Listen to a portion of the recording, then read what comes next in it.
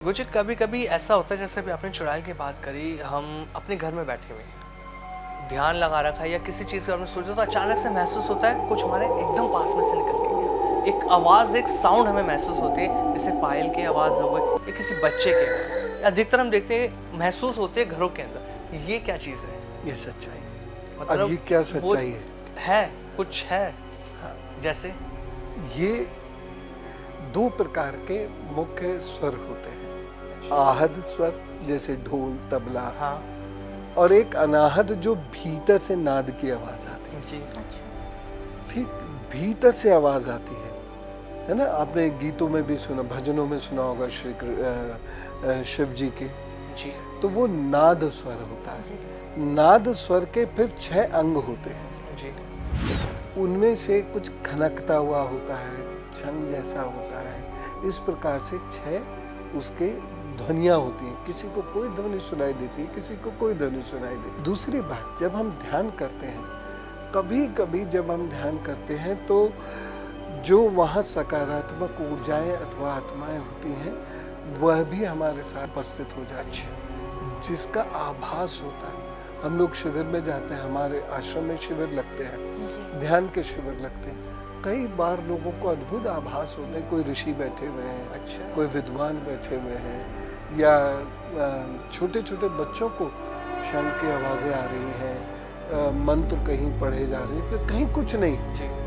तो इस प्रकार का होता है। तो ये सिद्ध क्षेत्रों में तो ये बहुत ज़्यादा होता है। दरअसल हम लोग क्या है ना कि अब बहुत भौतिक आदि तरीके से तीर्थ क्षेत्रों में जाते हैं, टूरिस्ट बन के जाते हैं। हाँ जी। है ना।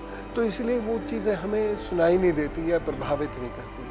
वहीं हम शांत होकर कहीं वहीं कोने में बैठ जाए, प्रसाद तो ठीक है, चढ़ जाए, सब कुछ भगवान का ही है, बस कहीं किसी कोने में जाकर बैठे और स्वयं को समर्पित कर दें ईश्वर को, सुनाई दे जाएगा। कुछ भी हो सकता है। एग्जैक्ट इसके साथ क्या होगा ये तो मैं नहीं कह सकता, लेकिन ये होता है। और जो प्रखर सिद्ध होते हैं, उन्हें तो किसी के बारे में, जैसे मान लीजिए आपको अपने बारे में कोई परेशानी रिजॉल्व करानी है, ये वहाँ है, इनको पता भी नहीं आप कौन हैं। इनको कुछ ऐसी ध्वनियाँ आएंगी, वो इनके माध्यम से आपसे कहला देंगे।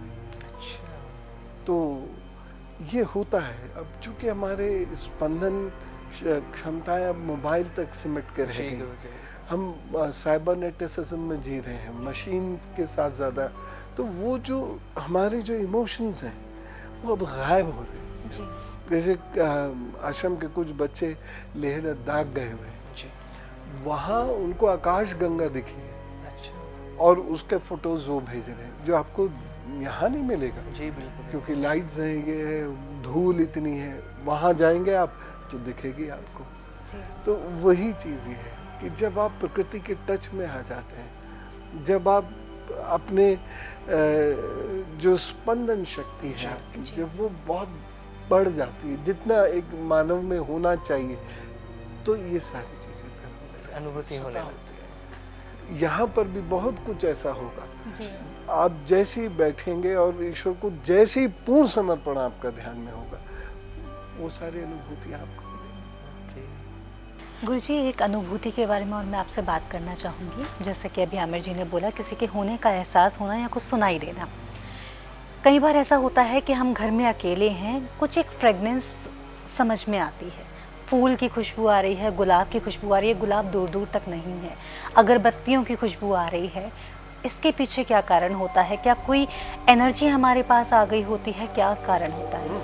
आप चिंतन के उस स्तर तक पहुंच गए जहां आपकी सांसें मध्यम गति से आ गई और आपकी हार्ट बीट्स नॉर्मल से कम हो गई, शांति का अनुभव आप कर रहे हैं। तो ऐसे समय में जो वो वातावरण होता है, हर वक्त वातावरण में कुछ सकारात्मक ऊर्जाएं होती हैं, तो वो जो वातावरण होगा वो आपको कुछ एहसास दिलाने लगे। उसमें सुगंध भी हो सकती है, ध्वनियाँ भी हो सकती हैं, मधुर स्वर भी हो सकते हैं, कोई गीत की आवाज़ भी हो सकती है, कोई मंत्र की आवाज़ भी हो सकती है। तो ऐसा होता है हो सकता है। तो डरने की तो उस समय जरूरत ना, नहीं है ये ना? तो खुश होने की बात है। हाँ, क्योंकि लोग डरने लगते हैं कई बार। डरे तो तब जब बदबू आई तो खुशबू आ रही हाँ, हाँ, तो ये तो मतलब सौभाग्य की बात है, जी जी जी। क्योंकि पवित्र आत्मा से ही सुगंध आएगी। जी जो अपवित्र आत्मा होगी उससे नहीं आएगी। जी, जी। पवित्र शरीर से ही सुगंध आएगी, अपवित्र शरीर से नहीं आएगी।